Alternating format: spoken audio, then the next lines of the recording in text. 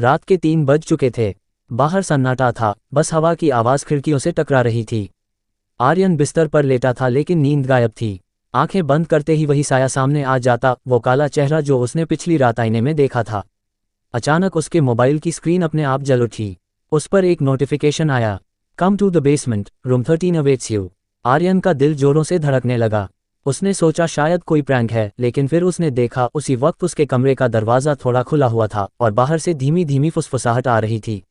आर्यन, नीचे आओ। वो कांपते हुए उठा, हाथ में टॉर्च ली और धीरे धीरे सीढ़ियों से नीचे उतर गया। हॉस्टल का ग्राउंड फ्लोर एकदम सुनसान था। हर कदम पर लकड़ी के फर्श की आवाज़ गूंज रही थी।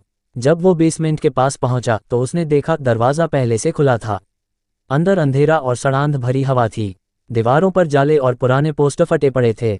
वो अंदर गया तो उसे एक पुराना आईना दिखा, वही आईना जो उसके कमरे में टूटा था।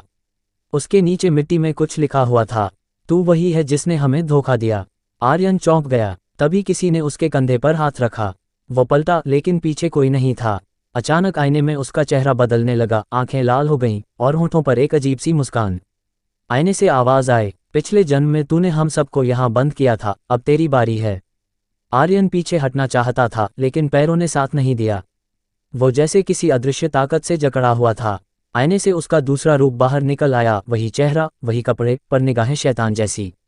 अब तू सो जाएगा हमेशा के लिए, आवाज़ आए। और अगले ही पल आर्यन ज़मीन पर गिर पड़ा। सुबह जब वार्डन बेसमेंट में पहुंचा तो वहां कोई नहीं था। बस टूटा हुआ आईना और मिट्टी पर लिखा था, room 13 got its new soul. वो दिन था और आज तक कोई भी उस हॉस्टल के बेसमेंट में नहीं गया। कहते हैं हर साल नए सत्र में जब कोई नया लड़का रूम 13 में आता है, रात के 3 बजे उसका फ़ोन अपने आप जल उठता है और स्क्रीन पर लिखा होता है, कम टू द बेसमेंट।